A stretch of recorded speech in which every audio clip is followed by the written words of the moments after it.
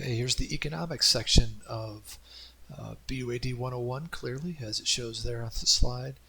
Um, we'll go talk about lots of different things here, and we'll just go ahead and get moving through with some setting of the stage. So, one thing to understand about economics, it is really about the study of choices that we make. And by we, it's us as individuals, consumers, but that companies and governments also make um, as we allocate resources, right? So an economy, right, an overall government, the United States, for example, we can think about that as an economy, and we think about that fairly often, but sometimes we don't think about the choices that are made there and how they allocate resources that are available to them. Certainly some of that's through taxes, but there are lots of other choices that are made at the federal level: interest rates, um, the creation of money, right? Lots of different things, policies, procedures that affect an economy. The same is true for us. Um, we have limited resources, time, money, and when we make one choice, it means we're giving up something else. That's the definition of opportunity cost that I talked about last time. But this is interesting to think about because if I choose to go spend money on a pizza, that might mean that I certainly can't use that same money to go buy an ice cream cone, right? So um, those are the things that we consider. And so how do we make better choices? How do we have more money? Um, how do we understand that the economy is not only the money, but it's also the social aspects of things, and that all of this is about the choices that we make, either on a micro or smaller scale, us, local communities, to a macro scale that include countries, states, a world, right? Those kind of things. It's pretty interesting to think about. But one of the things I certainly want you to remember is about choices. So, you know, as we think about choices, what happens for those of you that are coffee drinkers? If you're not, you can think about it from a different perspective, some other beverage or something else. But what happens if the cost of one of your favorite things to eat or drink or whatever goes down by 50%? What happens if a cup of coffee goes from, I don't know, $5 to 250, right? Down by 50%. Do you buy more, right? Is that the natural result? And at some point, right, it really doesn't matter. You can't, we it's not healthy for us to sit around and drink coffee all day long, um, or a soda or a beer or whatever it might be. And so, how do we? There's some limits to that, but in general, what happens um, in those situations? What happens if the student pass for CBMR, right? Our local ski resort increases by 100%. What happens if it goes from, just as an example, from $500 to $1,000? Some students are still going to buy it, right? But others, this will be too expensive, and it just won't happen. What happens if flights in and out of Gunnison decrease by 50%, right? Go from, if you just wanted to fly from here to Denver, sometimes that costs as much as $400 or more. But what happens if it's 200? Is that interesting enough, low enough to consider doing that instead of taking the Mustang, the bus from here to Denver, or driving ourselves and using our own car, um, especially when you consider the time savings. Of course, then you got to get from the airport to wherever it is you're going. But it's interesting to think about those kinds of things, and what happens. What happens if all three of these things happen at the same time? The coffee is relatively inexpensive compared to the other two. Um, do we then, instead of buying a pass at CBMR, do we fly in and out of Gunnison to go ski at a couple different places over the course of who knows? Um, but interesting to think about the choices that we make depending on what happens to prices. So I mentioned this just a moment ago, right? Macroeconomics is the larger scale, macro, right? Large, micro, small. You can think of microscope, right? Things that we look at that are small. But businesses, families, consumers, from the micro scale, right? And the choices that we might make at a grocery store, for example, versus the macro scale, and we think about currencies and the overall choices that we make can be really interesting. So factors of production, and this relates to quite a bit to the section on the the worksheets that you'll be doing in the project for this section, right? And these are factors of production: land, labor, capital, and entrepreneurs. We think about those things that are needed to produce things, right? And so, whatever those goods or services might be, land to, certainly one of the most obvious things that we would produce on land is crops. We also build buildings on those. That's part of the capital that's there, but capital can include other things as well, from machinery and those kind of things that would be helpful in producing some types of goods. Labor, people, right, are certainly involved in this, and then certainly, entrepreneurs, those people who are trying to come up with new ideas or just have new things just kind of pop into their heads. It's like, hey, let's try that. Let's see how that goes. And many of those things can be pretty interesting. And some of those things just fail, right? They don't last. They don't take off, but sometimes they do, and things can be pretty great. So those are the factors of production, the different bits and pieces that go into just about every business. Even if we're talking about many of those things that are more automated, online, there are still resources behind the scenes that would fall into capital, and somebody's got to program some of that. And there was likely an entrepreneur at some point that came up with the idea to create whatever it is we're doing. So there are different models for how we allocate resources as countries, right? From capitalism and the free market on one side to communism and planned economies on the other, with socialism kind of being a combination of those, if you will. That is certainly oversimplified, but we make choices on things, in how things happen, where the market determines prices over on the left-hand side, and the free market and the capitalism side, at least in theory, to a large extent, that's true. And in planned economies on the communistic side, right, there are pieces of the government that determine the prices of, and even how much is produced of, almost everything, right? So those kind of things are interesting. There are some countries in the world that fall into that right-hand side. Russia was certainly there for a long time and has moved more towards the middle. North Korea is a great example of a communistic country, and one of the best examples of capitalism and a free market is the United States. But there are many others that are out there that have aspects of each of these and kind of fall into the middle, into socialism. So interesting times,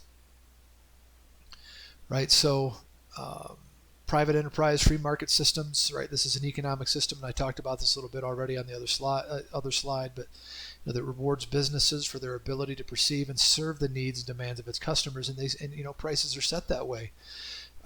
If people are willing to pay a little bit more for the service or the product that they provide, then they can charge that. And if people just don't buy the product, and we have to lower the price to get people to buy it, then that's also what can happen. Some basic rights of capitalism. That they have the opportunity to own property, that there's fair competition, that there's freedom of choice in all of this, and that there are profits, that there can be profits, and that those profits, if they are there, can be kept. Now, of course, there are maybe another basic, maybe it's not a right of capitalism, but a truth of this is that there are taxes to be paid, and so you may not keep all of your profits. But it's certainly part of what you do get to keep. Adam Smith, not sure why that's not capitalized, right? Is the founder of capitalism. I'm not sure the founder is the right word, but he's kind of the one who wrote about it, and kind of explained it a little bit more. He was a very famous economist. That there's minimal government interference in things. That he called it the invisible hand of competition. Right, that moves things as companies come in and compete for the same people with the same or similar product, which drives prices down. As new products come out that are pretty unique, prices are pretty high. As other companies come in and duplicate those products, and there are more of them available, right? We start talking about supply and demand, then that price goes down. So, competitive differentiation is something that is unique, and that that companies try to work on to differentiate themselves from their competitors so that they can have what we would call a sustainable competitive advantage over their competitors. Yep. So as I mentioned, supply and demand. So this is an example of a supply curve. You'll notice that as the price goes up for, in this case, pizza, right, that the number of pizzas that a company would want to provide would go up, right? So there's more money in this, right? So if the price of a pizza goes up, right? So if price of pizza is $4 and we're going to make just a little bit of money on each one, then there's not as much incentive to do things as far as increased production, but that changes as the price goes up. It's like, oh, we can make more money, right? So this is kind of that economic factor that's involved in this. The other one then is the demand curve, right? So, but in this case, and this is the interesting part when we combine supply and demand together, when price goes up on a certain product, pizzas for example, right? We want to, as consumers, we demand less, right? So if we're used to going to the store and buying $5 frozen pizzas, and the price goes up to 15, right? Then we're going to buy less. We'll buy something else, or we'll at least buy fewer, right? I used to be able to buy 3 pizzas for the price of that one, and now it doesn't work that way. So that's why the demand curve slopes down from left to right, right? So now the question becomes is, how do these things come together, right? And where they come together is what's called equilibrium. And there's an equilibrium, quantity and price, right? And so, at a certain amount, we'll continue to buy pizzas, and the suppliers will continue to provide the pizzas that we want. And in theory, there's not a whole lot left over. Right now, finding this is pretty tough. A lot of it is trial and error. But it's something that goes on in the economy all the time. It's things that companies think about, as far as what happens if we raise the price. We can even think about that as at Western in higher education. What happens as the price of tuition goes up? Well, on average, you're going to get fewer students. Right? We're pricing ourselves out of the market of some students, and so that becomes a challenge as well. How do we balance that? Even when there are external forces where we're getting less money from the state, for example, to balance out our budget, because not all of the budget we have at Western is from tuition, right? There's also state funds that come in, and state funds that are going to come to Western this next year are likely to be down considerably because of the closing of ski resorts and the money that would have come from tourism and things like that just won't be there for the last 4 months of this year. Fiscal year, I should say, right, from March until the end of June. It'll be pretty interesting, and see how that works. Now, I don't think Western can afford to, really increase tuition to make up for that. So, there will be some challenges, and a lot of other business in the economy in the U.S. and around the world are going to be in similar situations. And yet, you can't just charge anything you want to try to make up for lost income. Because people just, they're not going to buy it. It's just not going to happen because they have less money on average as well because of lost jobs or decreased income from fewer hours or whatever it is at work. So let's talk about evaluating economies here for a moment. So the gross domestic product is the value of everything produced in an economy as final goods. I'll talk about that more in just a minute, but other things we would talk about and that we will talk about here as we move through this section, right, are the unemployment rate, which is pretty high at the moment as well, the consumer price index, which is related to inflation, the producer price index, right, how much it costs producers to produce, right, or make what they do, and then productivity in the broadest sense. Right, so here's some examples or some numbers of GDP from, I think this is 2 years ago, might be 3 now, of country comparisons of GDP. And again, GDP is the total value of all final goods and services produced within a nation's physical boundaries over a given period of time. And typically when we talk about this, we're talking about over a year. So the United States, $16.7 trillion. The European Union, right, all of those countries as part of the EU together is 15.8. China, a little over 13. India, almost 5, right? So you can see, you know, those top 3 are pretty big, right? Pretty big. But I want to talk for just a moment about final goods and what that means, right? So one of the examples I like to use, you know, you can buy you're not going to buy screws for a car, right? So bolts and things like that would hold a car or a plane together, right? I might be able to buy some of those things in a hardware store, right? Some similar products to those that would go into, you know, holding a car together or a plane together, right? There's similar things like that I can buy in a hardware store to put other things together that I might use around a farm or around my home or whatever else it might be as I'm putting things together and making things.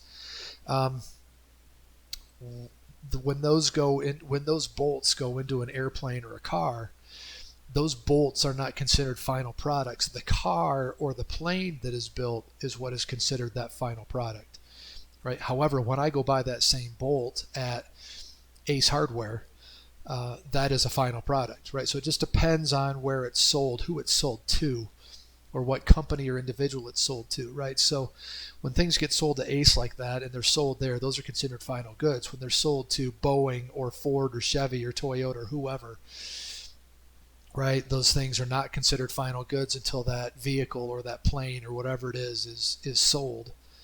Okay, so that's to be clear on that GDP, because we don't want to double count that bolt, if you will, because the bolt is part of the price of the car. And that's a small example. You know, what does a bolt cost? A couple bucks, maybe. And if you're buying a whole bunch of them, maybe it's down into the pennies.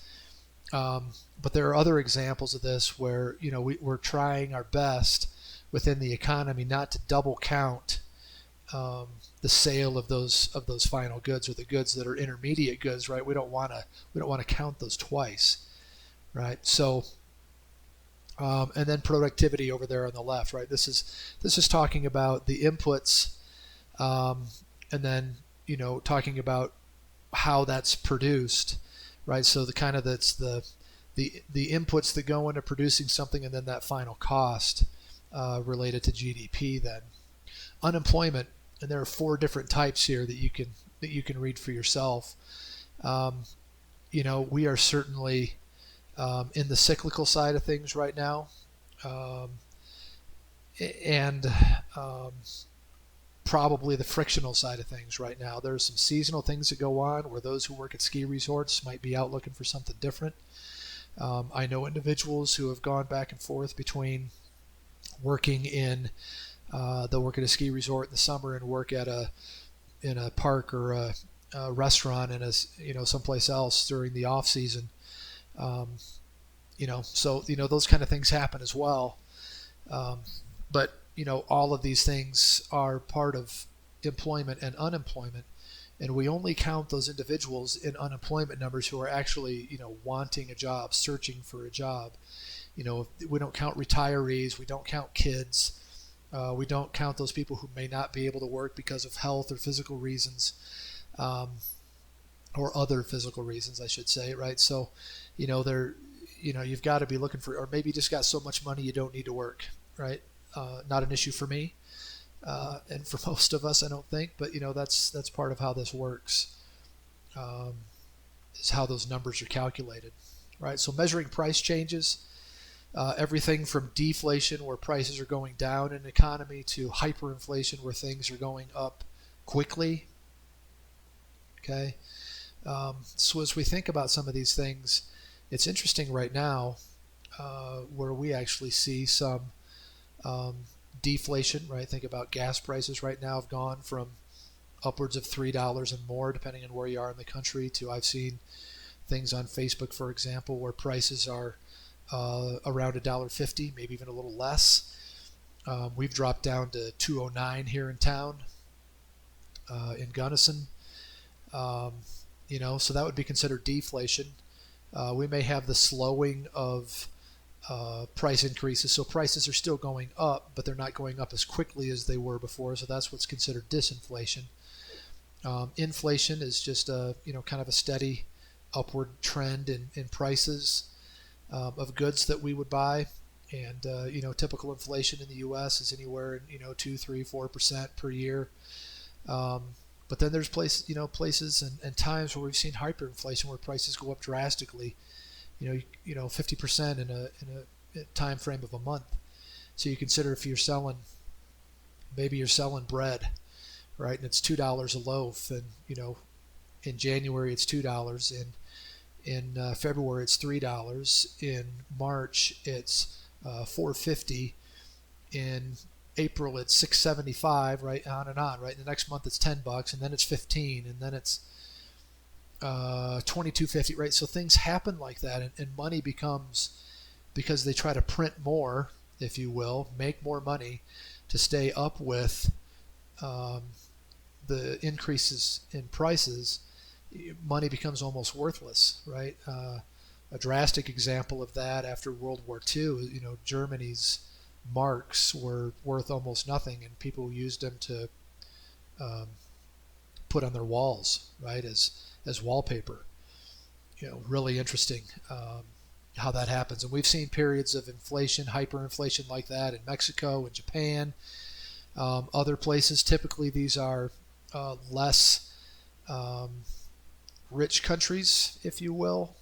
Japan has turned themselves around from much of that, but there are, times and places where economies go in the toilet, and that's certainly a potential issue with what's going on here right now as well. So the producer and consumer price indices, yes, that is the plural of index, is indice. The consumer price index, basically inflation. This is a measure of inflation. We figure out how much prices are going up. Typically what's done in these situations, we can certainly do this on a good by good basis. What happens with the price of milk and bread and rice and whatever else. But many times when we're looking at a consumer price index, we're looking at a bundle of goods. And so we're taking and looking at food and beverage, housing, taxes, transportation. You can read those up there, top left, right? And just looking at those kind of things and seeing what's happening with those. Are prices in general going up in an economy? For example, the minimum wage in the state of Colorado is tied to Colorado's CPI. So as the overall prices of things go up in the state of Colorado within this bundle of goods that they look at, if that goes up, then minimum wage goes up. If that CPI goes down, then minimum wage goes down. And they've been doing this for probably 10 to 12 years now. One time in that time period has the CPI actually gone down, and so the minimum wage went down. Minimum wage is still higher than the national minimum wage, so they can do that legally. But in every other situation, it's gone up. It'll be interesting to see what happens this time in this year and what will happen with minimum wage in the state of Colorado. And the producer price index is related to wholesale prices, right? So the consumer price index is prices that we pay as opposed to prices that are where businesses might sell to other businesses, or what they might sell to Safeway for, and then Safeway, just for example, increases the price so that they can make their profit on what they're selling. And so that's what the producer price index is, what's happening with those wholesale prices.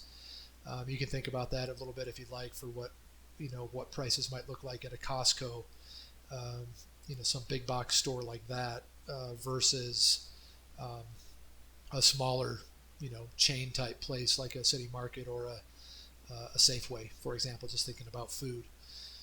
Right. Okay. Business cycles, right? There are ups and downs. Right. There are ups and downs in economies. Those happen in the best of times, where things will move along. There's generally an upward trend to all of this, right? So that this is continually kind of moving up as it moves to the right over time. But there are certainly times when there are big dips and things. We saw a large trough, right? As you look over there in that in that graph and look at the bottom of that in the green line, we see troughs that are pretty severe, and that happened in 2008, 2009 with the housing crisis. We are likely to see that again. Let me rephrase that. We will see that again with this situation that we've got going on around the world right now. We're in the midst of some form of economic contraction. Interesting what President Truman said. He says it's a recession if your neighbor loses his job. It's a depression when you lose your own. Right? And that's certainly the case, but that's not the technical definition of a depression or some kind of a contraction in the economy. But that's where we're at now. So the question becomes, to some degree, is what role does the government play? And the government certainly works on trying to, if I go back to this, to kind of smooth this graph out to some extent, so that it's not the high highs and the low lows, but that we still have highs and lows, but that they're a little more mellow, right? The ups and downs aren't quite as drastic, and so we're not flying all over the place with things. So that's a part of it. So the goal and the challenge, right, is to find the right mix of freedom and control, the balance between taxing and spending, and the right growth rate for the money supply. All of these are really interesting. We don't have time to go into all these, but if you take micro and macroeconomics, you talk exactly about these kind of things, and it's really, really interesting. My undergraduate degree from BYU was in economics, and still love talking about these kind of things today. So one of the things to consider here is the Federal Reserve, and this is the body that conducts monetary policy. They consider changes in the discount rate, meaning the banks, or the interest rate that's charged to banks to borrow money, and that rate is directly related to many of the other interest rates we see in our economy. As that rate goes down, you'll see decreases in interest rates in savings and checking accounts, in mortgage interest rates, in car interest rates, right? All those kind of things. They talk about changes in reserve requirements, meaning the amounts of money that banks have to have in their vaults, literally in their vaults, as a percentage of their total money that's out there in loans and those kind of things. And then open market operations. This is related to the money supply, whether or not they're buying or selling bonds. Right? It's more complicated than that, but they can start buying bonds that are out there in the marketplace and put money into the economy. And so that's partially how they work on things that way, and how they affect the money supply. They participate in the check clearing process, meaning if I write a check and somebody else is going to cash it, they participate in that to make sure things are legit. And then again, loans for banks and the government, or providing just banking services for the U.S. government and other banks, that's part of what they do as well. As we think about monetary and fiscal policy, right? So monetary policy is more or less what I talked about and what the Fed does. So the cost of credit, meaning interest rates, they're controlled by the Federal Reserve, a 7-member board plus a chairman or a chairwoman. And then there's the other side of this, which is fiscal policy, and this is how the government is involved, right? Senate, Congress. This is true of state and sometimes local governments as well, in the taxes that they place upon people, government spending, and all of this is controlled by whatever board or Congress or Senate we might be talking about, in the budgetary processes that are associated with those groups. All of this is meant to help balance out what's going on. Now, it could be argued that fiscal policy is a little bit out of control, especially as we look at, and this is not a political statement because it's been true no matter who's been in the White House or who controls the Senate or the Congress in the U.S., that our deficit has been going up and up and up for many years, right? The last time we had a balanced budget in the U.S., I couldn't even tell you, well before I was born, right? So some examples from a little while ago. Much of this is similar. It's increased to some extent, but these percentages are pretty much the same. And so, taking in 2.4 trillion in tax revenue, and then you can see the where the money is spent on average. Um, Interesting that approximately 6% is spent on interest that the government has to pay because of just some of the things that they're involved in helping other countries and doing things like that, taking out loans to do different things because we overspend. Right? We don't have a balanced budget. There's a balanced budget in the state of Colorado, and that's why we'll see cuts across the board in state agencies this coming year. But the national government does not have uh, the rule of having a balanced budget each year. So pretty interesting. Um, and you can see budget deficits. These are projections, actual numbers from 2013 until now, um, and then beyond are some guesses. They didn't plan in uh, COVID-19, and it will be interesting how things happen, especially with the stimulus money that was sent out to individuals and businesses, nonprofits. The budget deficit's likely to increase over this time period more than what was estimated um, by the budget office of the U.S. So, talking for a minute, a little bit more about trade and development now between countries. Um, right. So, why do we trade? Right. So, because some countries, have access to fewer factors of production. Certainly, natural resources can be a challenge sometimes. It might be true that there's reduced economic risk in buying things from another country and producing what we produce really well. It's why the U.S., for example, sells corn to other countries that may not have the climate to do so themselves, just as an example, because trying to produce corn and in some countries where it's really really too warm or too cold, um, we've in certain parts of our country we've got just the right climate for that. So if they were to do it, it would cost them a lot of money, and it's just less expensive and easier to buy it from someplace else. Um, the flow of innovation. Um, some countries are better at this kind of thing than others. Um, but as we see opportunities, we can do those things. And then finally, competitive advantage. This is one of my favorite pictures of all time. Um, that's Becky Hammon from the Liberty number 25, Margot Didek. Um, that's the Sun. That was the Phoenix team at the time. Becky Hammon's about 5'6". She's actually a coach for the San Antonio Spurs now. This is the WNBA. Margot Didek was 7'2". She passed away a few years ago, but was 7'2". So you think about competitive advantage when you're trying to rebound a basketball. Becky's trying to do a good job, but when there's 20 inches difference plus wingspan, that's pretty tough. And so you think about competitive advantage and the ability to produce things at a cheaper cost and to produce them well for whatever reason, right? Skilled workers, those kind of things are part of that. That could be part of the access to factors of production as well. So we think about that, and anyway, I just love the dichotomy of those two women, and they were both great athletes and great basketball players, just different size, right? So interesting to think about, right? Everyone has a comparative advantage in something. We talked about it, opportunity cost. Already, right? The cost of giving up the second best choice when we make a decision, right? How much does that cost? Sometimes we can put a monetary value on that. Sometimes it's more difficult. And comparative advantage, the ability to supply a product more efficiently and at a lower cost, right? The U.S. can do that with some things. Other countries can do it with other things. It's really quite interesting. Um, Global trade, right? And thinking about whether we've got a surplus or a deficit in what we trade. You can see the U.S. trading partners.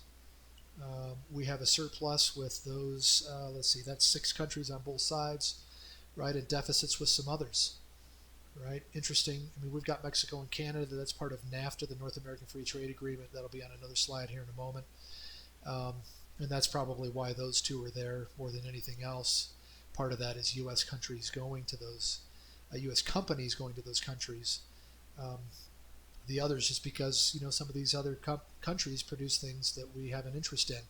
Germany, cars; Japan, electronics; China, because they make every trinket you can ever think of, and phones for that matter as well. So it's interesting to think about some of these kind of things and the differences in what we send away versus what we bring in. Certainly, part of this is true that the U.S. has, consumers, individual consumers, have a desire for things that are made outside the U.S. They're unique, they're interesting, and that's part of it as well. And we have the money to spend on average, certainly more than some other countries. Something real interesting that we'll go through just quickly.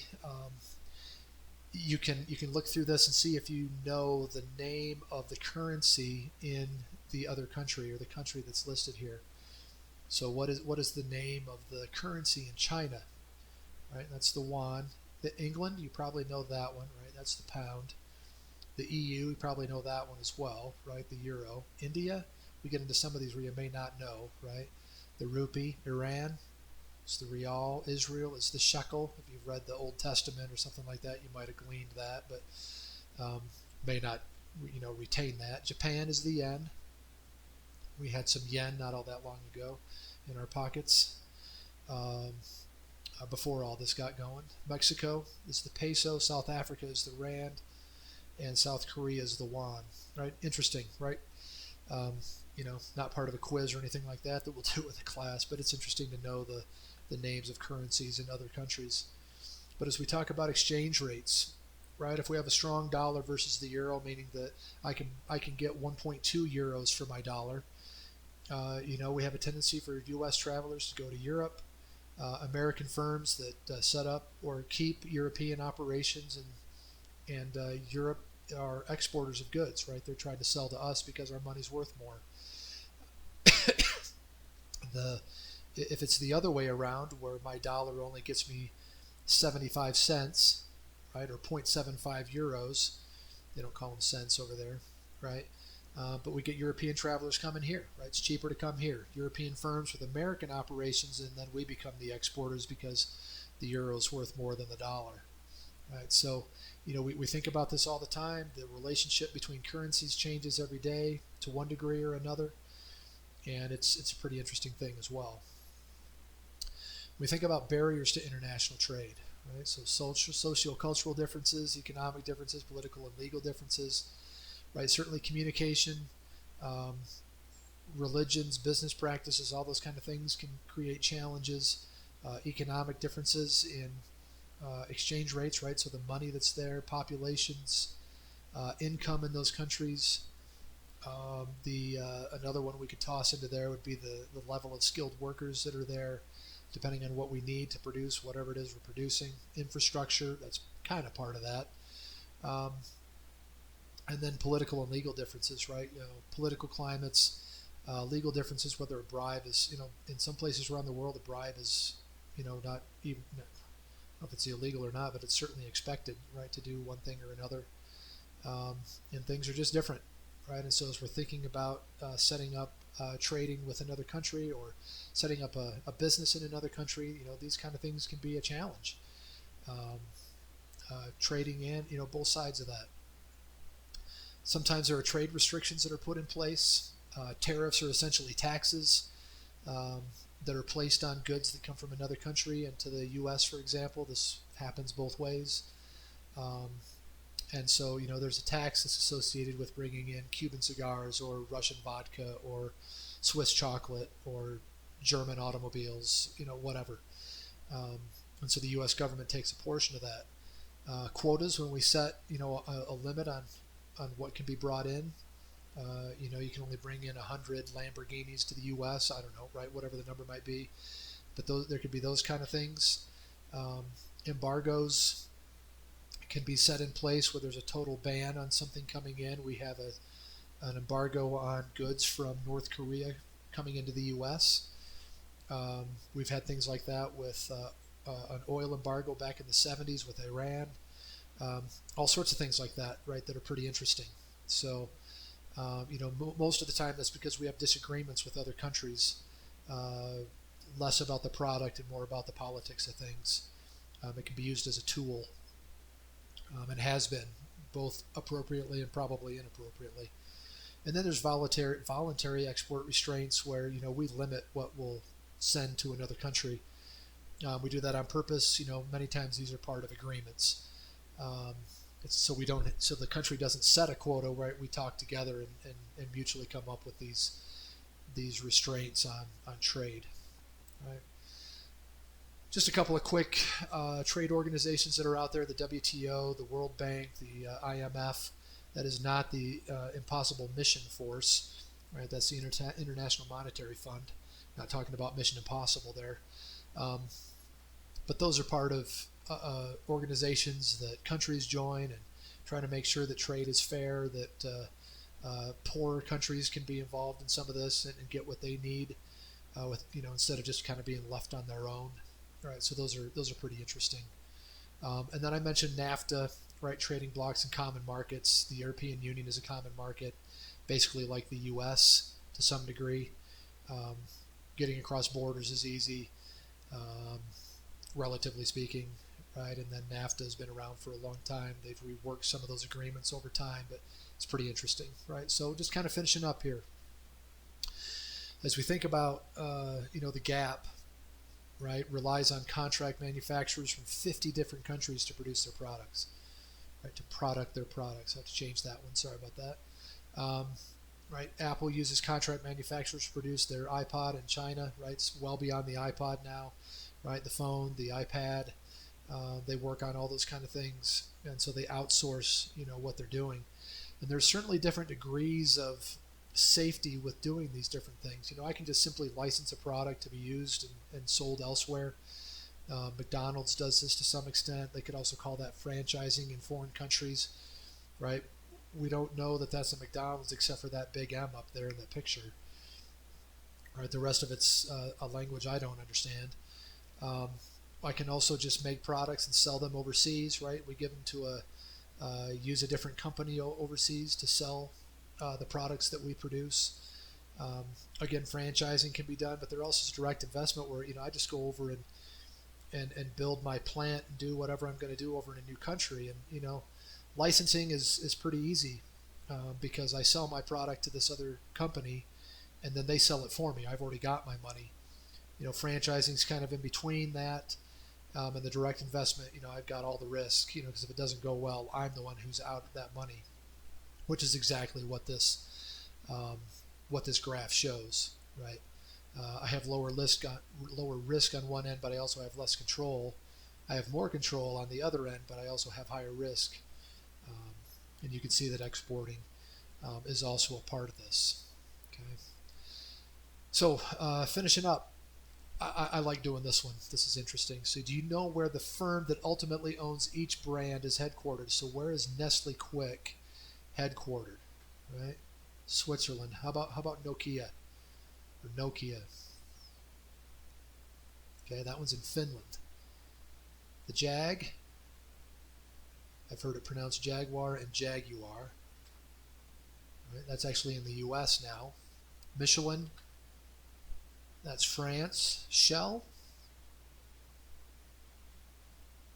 the Netherlands and England. You probably thought that was a U.S. company, but then you probably thought, wait a minute, if it's on here, maybe it's not. It's trying to trick me, right? Colombia, right? That's not Colombia, right? This is Japan and Germany. Pretty interesting, right, as we finish up.